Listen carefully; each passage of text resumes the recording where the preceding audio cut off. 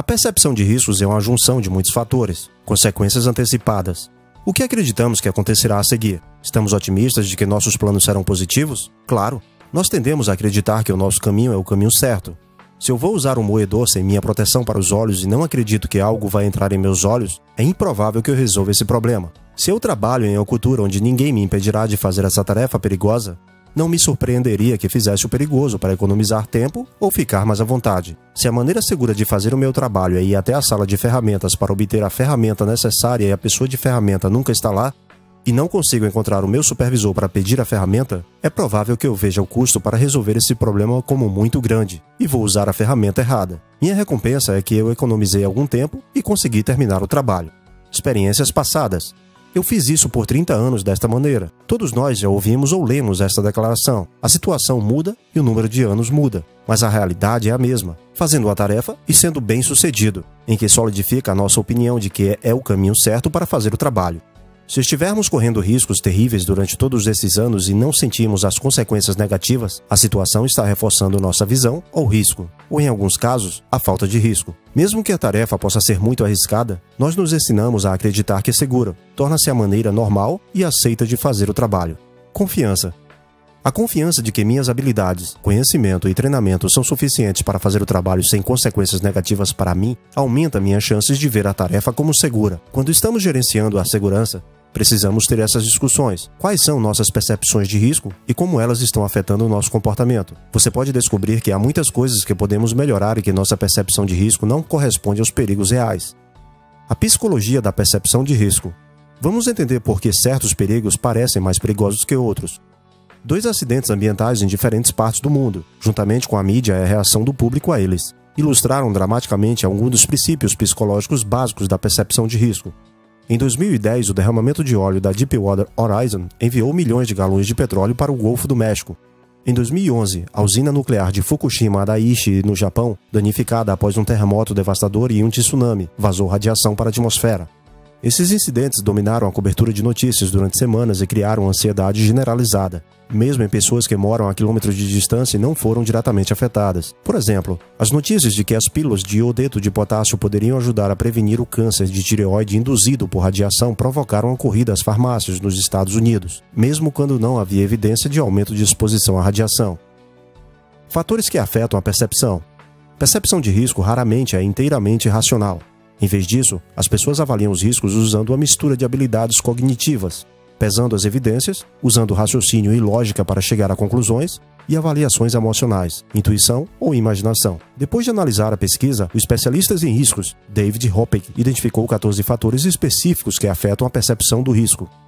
Confiar em. Quando as pessoas confiam nos funcionários fornecendo informações sobre um risco específico ou processo usado para avaliar o risco, eles tendem a ter menos medo do que quando não confiam nos funcionários ou no processo. Origem. As pessoas estão menos preocupadas com os riscos em que incorrem do que com as que os outros lhes impõem. Isso ajuda a explicar por que as pessoas muitas vezes ficam com raiva quando veem alguém falando ao celular enquanto dirige, e ainda não pensam em fazer isso sozinhos.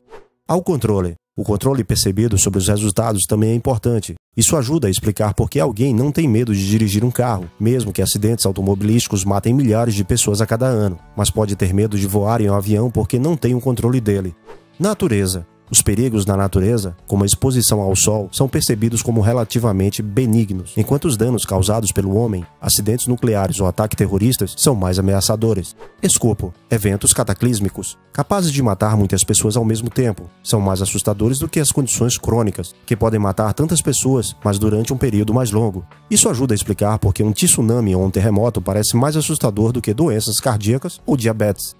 Consciência. A cobertura da mídia por saturação de desastres de alto perfil aumenta a consciência de riscos específicos mais do que outros. Da mesma forma, um evento que atinge perto de casa, como ter um amigo diagnosticado com câncer, aumenta a percepção de risco. Imaginação. Quando as ameaças são invisíveis ou difíceis de entender, as pessoas ficam confusas sobre a natureza do risco, e o evento se torna mais assustador porque ficam imaginando diversas teorias. Pavor. Eventos que invocam medo, como se afogar ou ser comido vivo, assustam mais as pessoas do que aqueles que não o fazem. Idade afetada. Os riscos são mais assustadores quando afetam as crianças. O amianto em um prédio escolar, por exemplo, pode incomodar mais as pessoas do que o amianto em uma fábrica. Incerteza. Os eventos inspiram mais medo quando as autoridades não comunicam o que é conhecido, ou quando os riscos são simplesmente desconhecidos. No vazamento da Deepwater Horizon, por exemplo, as autoridades poderiam estimar com mais facilidade a quantidade de petróleo expelido no oceano, do que poderiam prever o efeito que isso teria sobre a vida selvagem e a pesca. Familiaridade. Os novos riscos são percebidos com mais perigos do que ameaças mais familiares. É por isso que o vírus do Nilo Ocidental pode ser visto como mais um risco para a saúde do que não testar regularmente um detector de fumaça.